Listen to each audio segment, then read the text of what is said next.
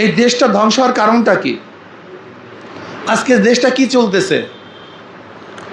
আজকে পুরো আর্মিদেরকে আমাদের বিপক্ষে নিয়ে গেছি, পুরো আর্মি প্রশাসনকে আমরা বিরোধ বানায় ফেলাইতেছি। আর্মির অন্যায় করতে পারে, তাদের সিস্টেম আছে, আইন আছে, কানুন আছে, সেই অনুযায়ী বিচার হতে পারে। তারা অন্যায় করলে তাদের বিচারের হাজারো পদ্ধতি আছে। কিন্তু আজকে রাষ্ট্রের একটা অংশ আর্মি প্রশাসন, এই আর্মি প্রশাসনকে কেন ধ্বংস করতেছি?